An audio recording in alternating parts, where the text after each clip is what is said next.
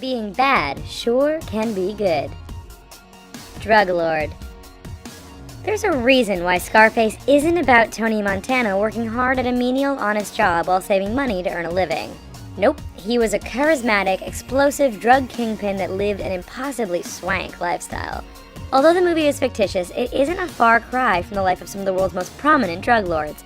Colombian cocaine trafficking boss Pablo Escobar reportedly spends $2,500 a month on the rubber bands used to wrap his endless stacks of cash, while Bolivia's Roberto Suarez Gomez once offered to pay off his country's $3.8 billion national debt in exchange for the release from DEA custody of one of his sons.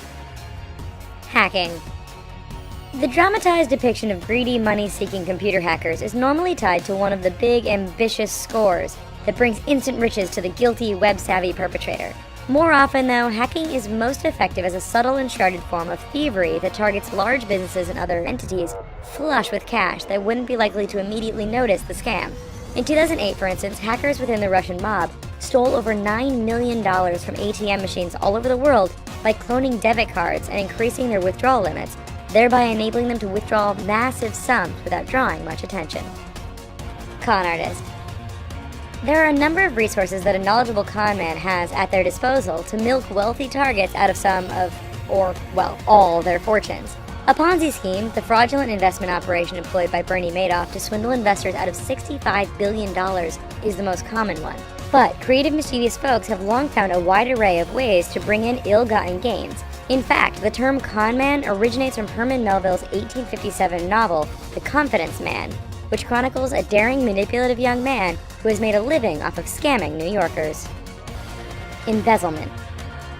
Embezzlement is often a dish best served cold. That is, rather than endeavoring to pull off one grand heist, the most effective embezzler will continue to take in marginal, incremental sums so as not to arouse suspicion.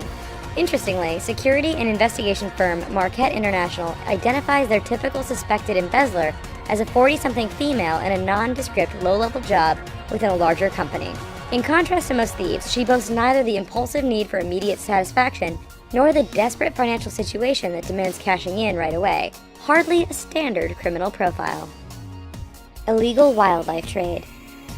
Rightful public outrage has diminished the trade of illegally hunted wildlife. Just ask U.S. dentist Walter Palmer, who sparked vitriol internationally after hunting and killing Zimbabwe's beloved Cecil the lion. However, that hasn't prevented certain endangered commodities, such as elephant ivories, from being hotly coveted and highly valued on the black market. Current estimates suggest that the black market on illegal animal products can be valued at $10 billion a year. Beyond elephants and lions, illegal trade of wildlife can also include wild birds like parrots and reptiles like crocodiles. Weapons trafficking.